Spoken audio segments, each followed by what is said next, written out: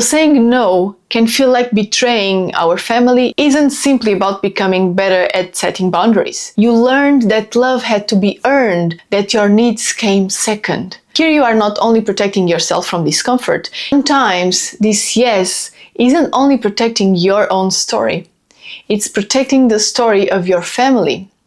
So maybe you became the child who never caused problems, the one who kept everyone together, the peacemaker, the one who carried responsibilities that were never yours to carry.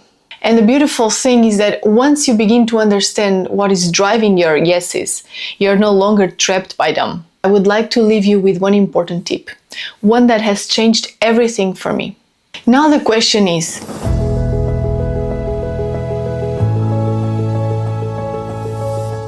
hello and welcome to another episode of the WildSoul podcast. Today we are going to talk about the importance of saying no. Have you ever wondered why saying no is so difficult and can feel physically uncomfortable? And it's not because you don't know what you want, and it's also not because you don't understand your boundaries, but because every part of you feels that saying no comes with a cost. And this is not about communication, it's about survival. Some of the most powerful forces shaping our lives are invisible. We can't see a nervous system trying to protect you. We can't see an unconscious belief. You can't see an invisible loyalty to your family. Yet all of them quietly influence the choices you make every single day. And saying no might be one of the clearest examples of that. From a neuroscience perspective, our nervous system isn't primarily trying to make us happy. Its job is to keep us safe. If, as children, saying no led to criticism, rejection, conflict, or emotional distance, our brain learned something very quickly, that no means danger. So years later, someone asks you for a favor, someone crosses one of your boundaries, and before your conscious mind has even had a chance to answer, your body already has.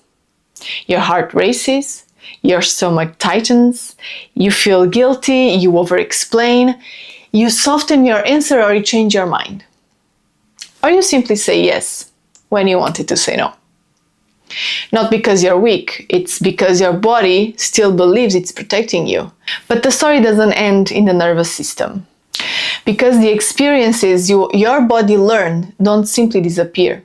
And so psychoanalysis tells us that they become part of your unconscious, quietly shaping the way you relate to yourself and to others. In fact, most of our behavior isn't consciously chosen in the moment. It's driven by patterns that were formed long before we were aware of them.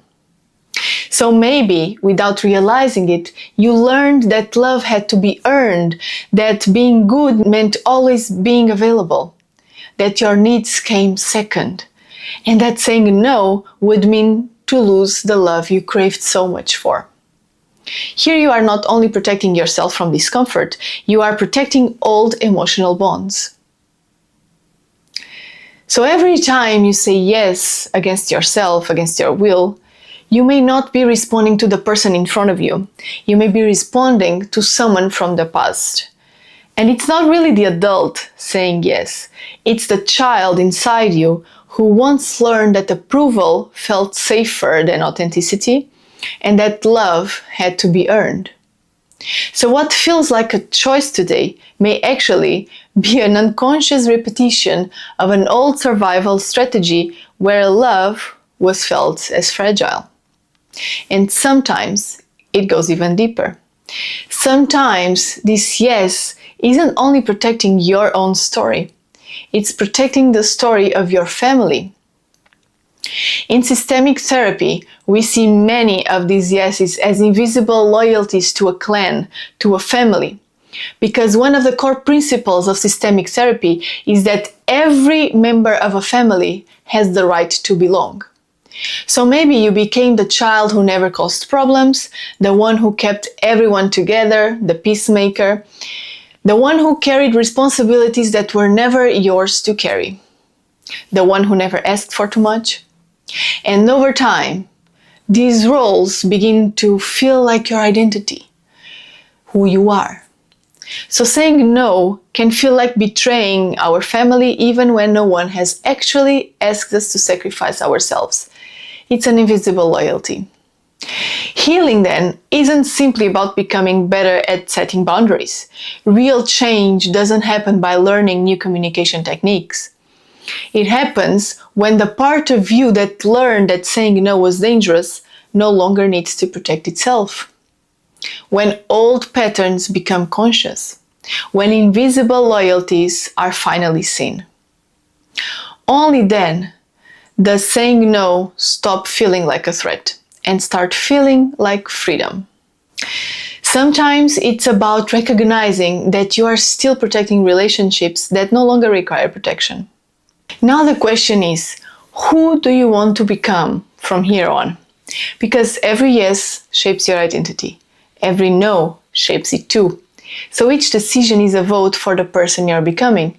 And that's incredibly empowering because it means that your past may explain you, but it doesn't have to define you.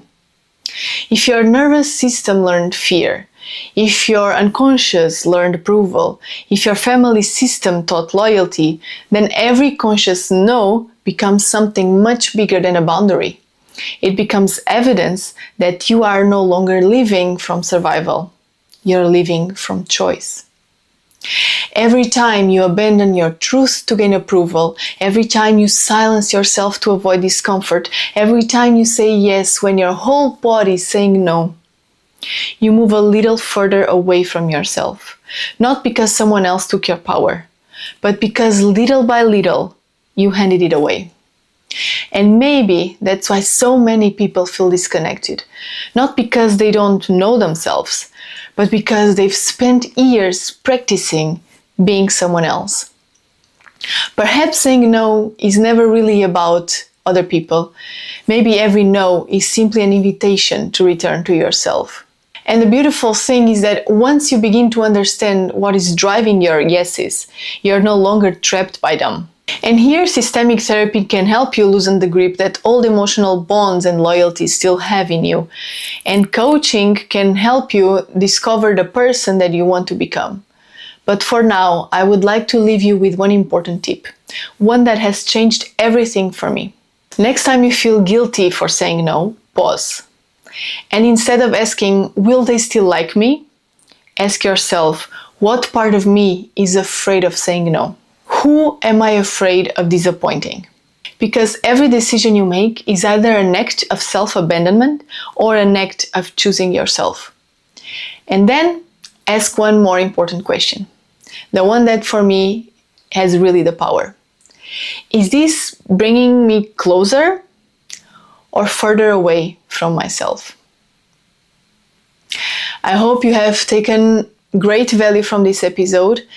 These are some of the thoughts and tips that have made huge impact and changes in my life, that have allowed me to live from a more sovereignty space, to have my freedom, to have the freedom of being who I really am at the core, being expressed in the world.